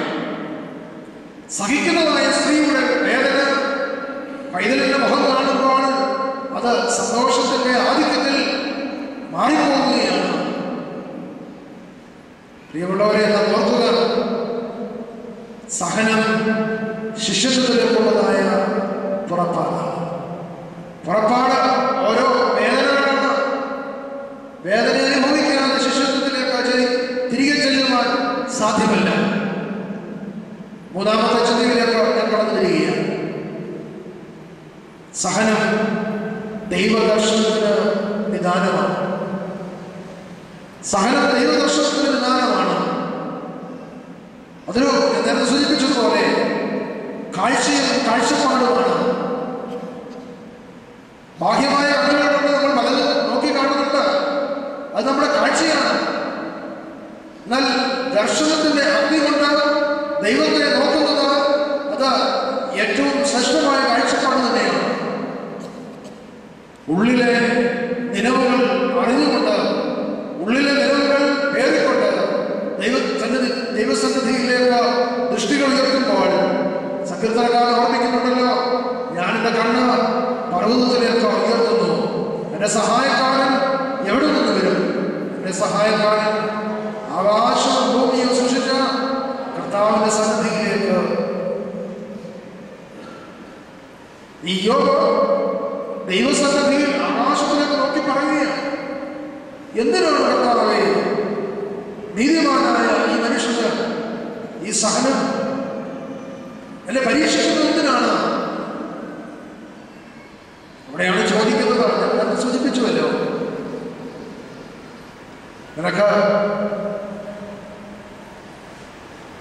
കാട്ടിലെ ആളുകളുടെ പ്രസവകാലം നിനക്കറിയാമോ? പലതരത്തിലുള്ള ചോദ്യങ്ങൾ യഹോവയായ ദൈവം യോബിനോട് ചോദിക്കുകയാണ്. നമ്മോട് ഈ ചോദ്യം ചോദിക്കാൻ ഉള്ളതായ സാധ്യതകളിലേറെ. മൂന്നാമത്തെ ചിന്ത പറയുന്നത് സഹനം ദൈവദർശനത്തിന് നിദാനമാണ്. യാക്കോബ് യേശാവിന്റെ അടുക്കലേക്ക് മടങ്ങിപ്പോകുന്ന വഴി യാബോക്ക് കടലിന്റെ തീരത്ത് വെച്ച് ഒരു മനുഷ്യനുമായി മല്ലിടുന്ന ഒരു കാഴ്ച നമുക്ക് കാണുവാൻ കഴിയും, അല്ലേ? ആരോടാണ് യാക്കോബ് മല്ലിടുന്നതെന്നും യാക്കോബിനെ തിരിച്ചറിയുവാൻ കഴിയുന്നില്ല. ശരിയായി മല്ലിടുകയാണ്. അവസാനം തിരിച്ചറിഞ്ഞ വ്യക്തി യാക്കോബ് പറയുകയാണ്, നീ എന്നെ അനുഗ്രഹിച്ചല്ലാതെ ഞാൻ നിന്നെ വിടുകയില്ല. നീ എന്നെ അനുഗ്രഹിച്ചല്ലാതെ ഞാൻ നിന്നെ വിടുകയില്ല. നമ്മുടെ ഹിന്ദു സഹോദരങ്ങൾ തീർത്ഥാടനത്തിന് പോകുന്നുണ്ടല്ലോ ശബരിമലയിൽ. അവരുടെ ചൊല്ലുകൾ തന്നെ വളരെ മനോഹരമാണ്. ദർശനം പാപനാശനം, ദർശനം പാപനാശനം. ദൈവത്തെ ദർശിക്കുന്ന ഒരു മനുഷ്യനെ സംബന്ധിച്ചിടത്തോളം അവന്റെ പാപങ്ങൾക്ക്, അവന്റെ കുറവുകൾക്ക് ഇല്ലായ്മ സംഭവിക്കുകയാണ്. യാക്കോബ് ദൈവദൂതന്മാർ മല്ലിട്ടിട്ട് പറയുന്ന ആ വാക്ക് വളരെ ഹൃദയസ്പർശമാണ്. നീ എന്നെ അനുഗ്രഹിച്ചല്ലാതെ ഞാൻ തന്നെ വിടുകയില്ല. പ്രിയമുള്ള, എന്തുകൊണ്ട് നമുക്കത് പറഞ്ഞുകൂടാ? ദൈവത്തിന്റെ ദൂതനോട് മൽപ്പിടുത്തം നടത്തിയതായ യാക്കോബിന് അങ്ങനെ പറയുവാൻ സാധിക്കുന്നുവെങ്കിൽ ഇന്നയോളം നടത്തിയവനായ ദൈവത്തിന്റെ സന്നദ്ധിയിൽ നമുക്ക് എന്തുകൊണ്ട് പറഞ്ഞുകൂടാ? ദൈവമേ നീ എന്നെ അനുഗ്രഹിക്കണമേ. വളരെ മനോഹരമായ ജീവിതത്തിന്റെ കാലങ്ങളാണ് നമ്മൾ കഴിച്ചുകൊണ്ടിരുന്നത്. സൃഷ്ടാവിനെ മറക്കുന്നതായ സൃഷ്ടി, ദൈവത്തിന്റെ പദ്ധതിയിൽ നിന്ന് അകന്നു പോകുന്നതായ മനുഷ്യൻ അല്ലെങ്കിൽ സൃഷ്ടി. ഓർക്കുക, എങ്ങോട്ടാണ് നമ്മുടെ എല്ലാവരുടെയും കാലടികൾ നീങ്ങുന്നത്?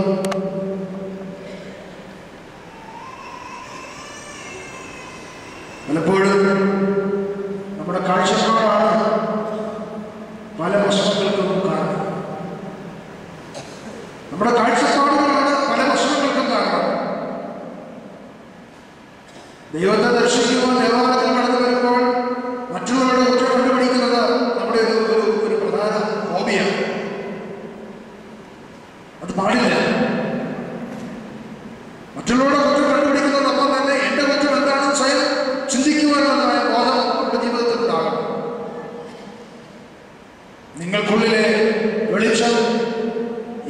ഇരുളാതിരിക്കാൻ ശ്രദ്ധിക്കുകയും എന്റെ ഉള്ളിൽ നിങ്ങളുടെ ഉള്ളിൽ വെളിച്ചമുണ്ട്, ഈ വെളിച്ചം ഇരുളാതിരിക്കുവാൻ നിങ്ങൾ ശ്രദ്ധിക്കണമെന്നാണ് തിരുവചനത്തിൽ നിന്ന് നമുക്ക് കാണുവാൻ കഴിയുന്നത്. എന്റെ ജീവിതത്തിൽ വെളിച്ചം ദൈവമായിരിക്കെ ഇരുളിന് നമ്മുടെ സ്ഥാനമില്ല എന്നുള്ളതായ ആ ഉറച്ച പ്രഖ്യാപനം നാം ഉണ്ടാകുമ്പോൾ, നടത്തുമ്പോൾ, അവിടെയാണ് പ്രിയമുള്ളവരെ ദൈവദർശനത്തിന് ഈ സഹനം നിദാനമായിട്ട് മാറുന്നത്.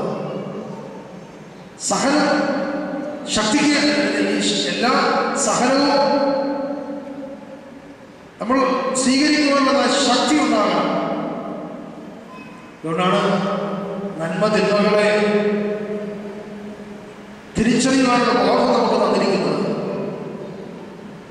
ഇരുളും വെളിച്ചവും തിരിച്ചറിയുവാൻ നമുക്ക് സാധിക്കും.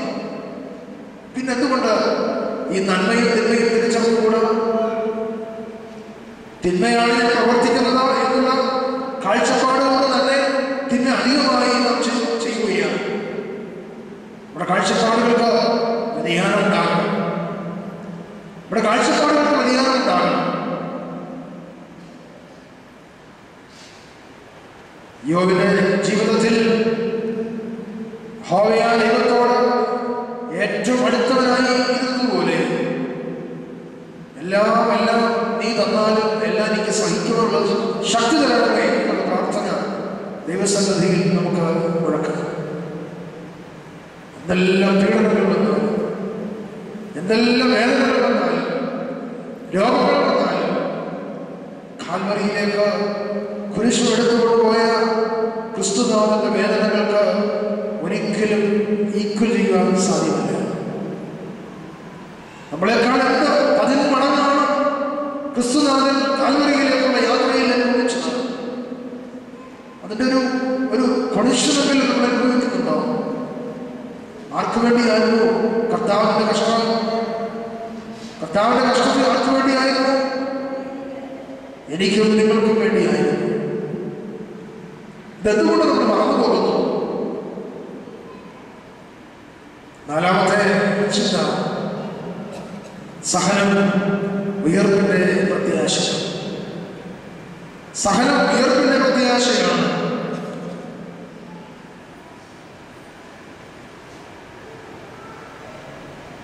ഞാൻ സൂചിപ്പിച്ചുവല്ലോ, പഴയ നിയമത്തിൽ നീതിമാനായ യോബും പുതിയ നിയമത്തിൽ നീതിമാനായ യേശു ക്രിസ്തു വളരെ മനോഹരമായി ചിത്രീകരിക്കുന്നത് അസാധാരണ മരണം പ്രാപിച്ച വ്യക്തിയാണ് യേശു ക്രിസ്തു എന്ന്. ക്രിസ്തുവിന്റെ മരണം കണ്ടുകൊണ്ട് നിന്നത് ശതാധിപൻ പറയുകയാണ്, ഇവൻ ആരാണ്? സത്യമായും ഇവൻ ദൈവപുത്രനാണ്. സത്യമായും ദൈവപുത്രനാണ്. ശതാധിപൻ അവനെ കുറിച്ച് പറയുകയാണ്. എന്ത് ദുരൂഹമായ മരണം, എന്ത് പ്രയാസമുള്ള ദുഃഖം നിറഞ്ഞതായ മരണം. കാല് ഭൂമിയിൽ തൊട്ടിട്ടില്ല, തല സ്വർഗത്തിൽ തൊട്ടിട്ടില്ല. സ്വർഗത്തിനും ആകാശത്തിനും ഭൂമിക്കും മധ്യേ ക്രിസ്തു മരണവേദന അനുഭവിക്കുകയാണ്. യോബ് ഉയരത്തിലേക്ക് നോക്കി പറയുകയാണ്, എന്തുകൊണ്ട് എനിക്ക് കഷ്ടത? കർത്താവ് പറയുകയാണ്, ദൈവമേ ദൈവമേ നീ എന്നെ കൈവിട്ടതെന്തിന്? എന്നെ കൈവിട്ടതെന്തിനാണ് ദൈവമേ എന്ന് ചോദിക്കുകയാണ്. നീതിമാന്റെ ജീവിതത്തിന്റെ അർത്ഥം തന്നെയാണ്. അതുകൊണ്ട് യഥാർത്ഥമായ ദൈവപുത്രനെ തിരിച്ചറിയുന്നത്, യഥാർത്ഥമായ കേന്ദ്രീകൃതമായ സത്യത്തെ തിരിച്ചറിയുന്നത് ജീവിതത്തിൽ വളരെ പ്രത്യാശയ്ക്ക് നിദാനമാണ്. ഇവിടെ നമ്മൾ പറയുന്നുണ്ടല്ലോ, ഓരോ സമർപ്പിക്കുന്നുണ്ട്, ക്രിസ്തു ഉയർത്തിട്ടില്ലെങ്കിൽ ഞങ്ങളുടെ പ്രസംഗവൃദ്ധം, ഞങ്ങളുടെ വിശ്വാസവും വ്യർത്ഥം തന്നെയാണ്. അത് ചോദിക്കട്ടെ, നമ്മൾ ക്രൂശിതനായ ക്രിസ്തുവിനെയാണോ അതോ ഉയർത്തിരുന്നതിന്റെ ക്രിസ്തുവിനെയാണോ നമ്മൾ മനസ്സിലാക്കുന്നത്? ഉയർത്തിരുന്നതിനായ ക്രിസ്തു അല്ലേ ഇന്നും നമുക്ക് വേണ്ടി ജീവിക്കുന്നു എന്നുള്ളതായ ആ വലിയ പ്രത്യാശ. ജീവിതത്തിൽ പ്രത്യാശ കൊണ്ട് ഹൃദയങ്ങളെ നിറയ്ക്കുവാൻ ഉള്ളതായ സാഹചര്യം നമ്മൾ നേരിടേണ്ടതാണ്. വിശ്വാസം, പ്രത്യാശ, സ്നേഹം, അല്ലെ? ഊടും പാവും പോലെ ഒരു തുണിയുടെ ഊടും പാവും എന്ന നിലയിൽ വിശ്വാസം, പ്രത്യാശ, സ്നേഹം ഇത് ജീവിതത്തിൽ നമ്മൾ തലപ്പെടുത്തേണ്ടതാണ്. പ്രത്യാശയില്ലെങ്കിൽ നമുക്ക് ഈ ലോകത്തിൽ ജീവിക്കുവാൻ സാധ്യമല്ല. ക്രൂശിൽ കിടന്ന് പിടഞ്ഞവനായ യേശു തമ്പുരാൻ സംഭവിക്കുവാൻ പോകുന്നതായ കഷ്ടതയെ അല്ലെങ്കിൽ ദുരന്തങ്ങളെ കുറിച്ച് മുൻകൂട്ടി അറിയുന്നത് വാസ്തവത്തിൽ സഹനം വർദ്ധിപ്പിക്കുകയാണ് ക്രിസ്തു.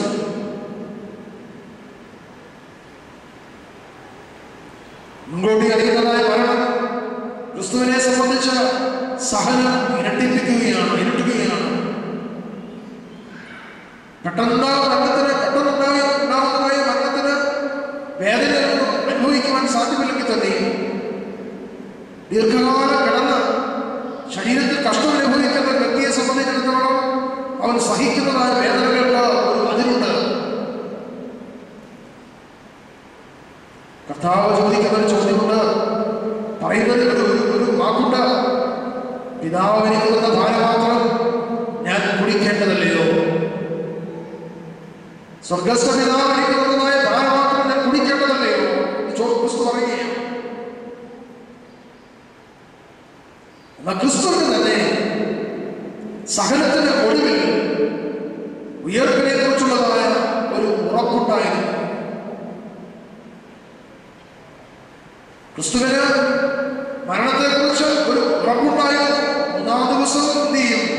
ഉയർത്തെഴുന്നേൽക്കുമെന്നുള്ളതായ ഉറപ്പാണ്. ജീവിതത്തിൽ വലിയ പ്രത്യാശ നൽകുന്നതാണ്.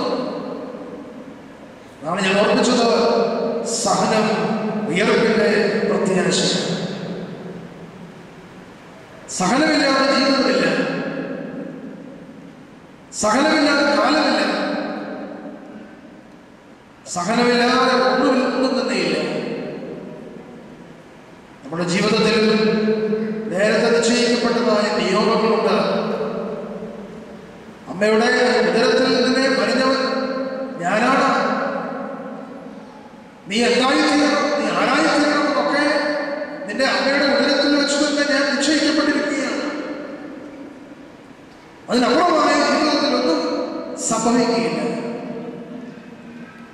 പിതാവിനോടുള്ളതായ ബന്ധത്തിൽ ആഴമായ ജീവിത ശൈലി രൂപാന്തരപ്പെടുത്തിയെടുക്കുമ്പോൾ പ്രത്യാശ നിറവുള്ളതായി നമുക്ക് മാറ്റപ്പെടുവാൻ സാധിക്കും എന്നുള്ളത് വളരെ ശ്രദ്ധേയമായ ഒരു ചിന്തയാണ്.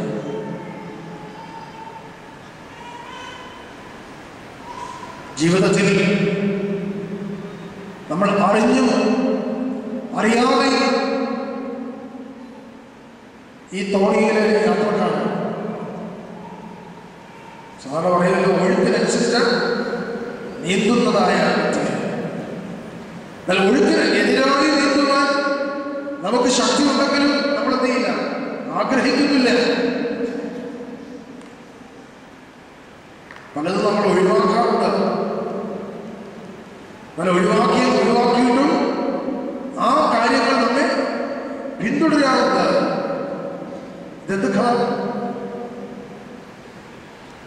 ഇതെന്താണ് സംഭവിക്കുന്നത്?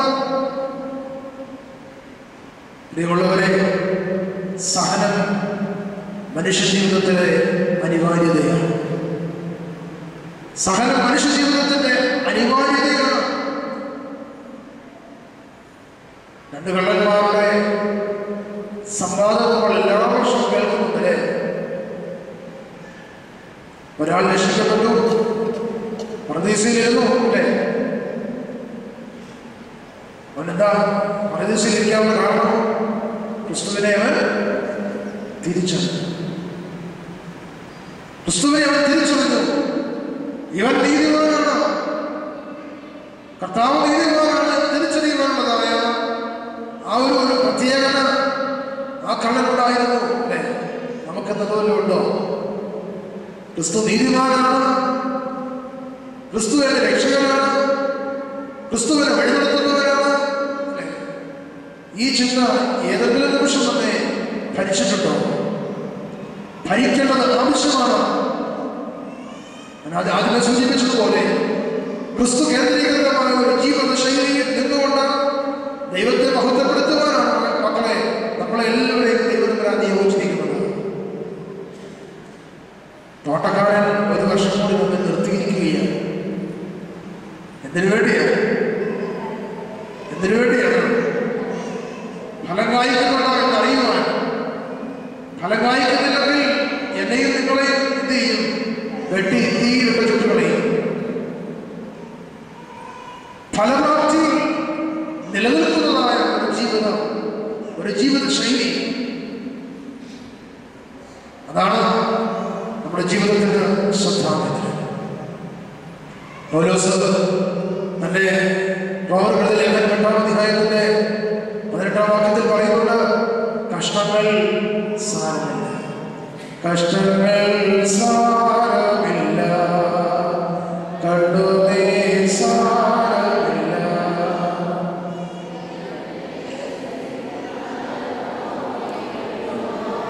ജോഡി നേരത്തേക്കുള്ള കഷ്ടങ്ങൾ സാരമില്ല, കഷ്ടങ്ങൾ സാരമില്ല. കഷ്ടങ്ങൾ സാരമില്ല എണ്ണുവാനുള്ളതായ മനോധർമ്മം ജീവിതത്തിൽ നാം ആർജിച്ചിട്ടുണ്ട്. നാം ക്രിസ്തുവിനോട് ഏറ്റവും അടുത്ത ഒരു ചുവടുകൂടെ വെച്ച് കഴിഞ്ഞാൽ ക്രിസ്തുവിനെ നമുക്ക് മനസ്സിലാക്കുവാൻ, അവനെ തൊടുവാൻ സാധിക്കും. ആ ചുവടുവെപ്പ് എന്ന് പറയുന്നത് ജീവിതത്തിന്റെ ഒരു വ്യതിയാനമാണ്.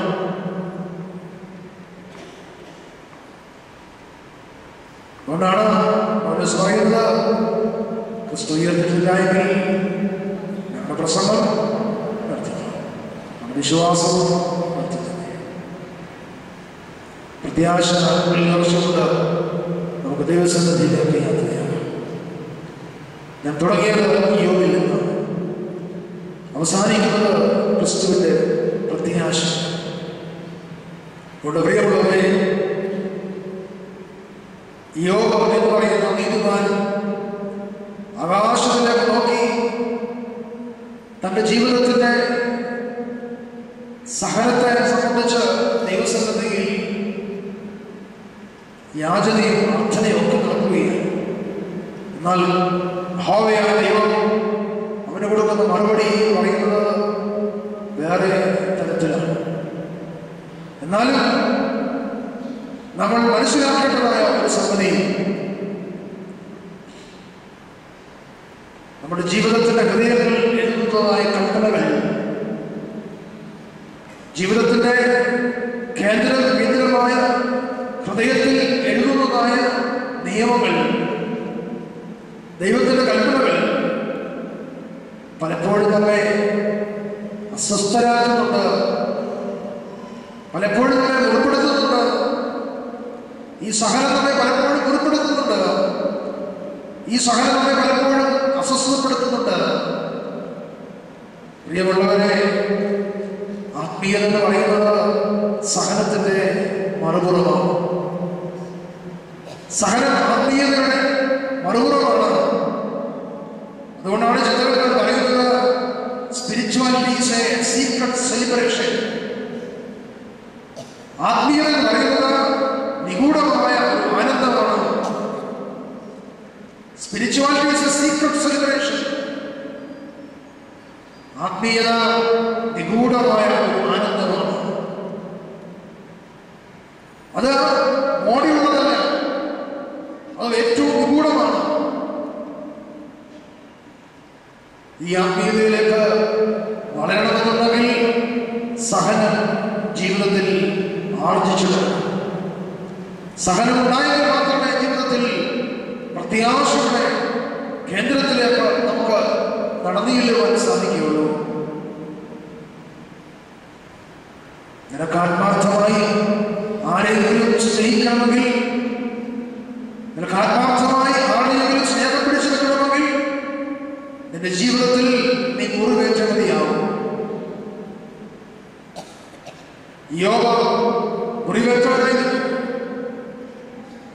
പൗലോസ് മുറിവേറ്റവനായിരുന്നു, സ്തേഫാനോസ് മുറിവേറ്റവനായിരുന്നു. ജീവിതത്തിൽ നിനക്ക് ആരെങ്കിലും ആത്മാർത്ഥമായി സ്നേഹിക്കണമെന്നുണ്ടെങ്കിൽ മുറിവേറ്റേ മതിയാവും. അതൊരു തോറ്റുകൊടുക്കലിന്റെ അനുഭവമാണ്, നിശബ്ദമായി സഹനത്തിൻ്റെതായ അനുഭവമാണ്.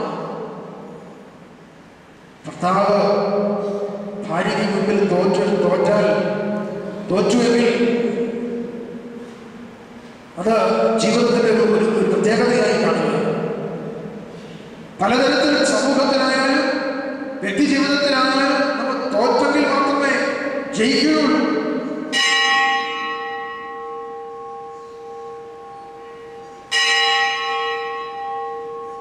തോറ്റുകൊടുക്കലിന്റെ അനുഭവം, സഹനത്തിന്റെ അനുഭവം ജീവിതത്തിലുണ്ടാകണം. പകരം വെക്കാൻ നിനക്കൊന്നുമില്ല.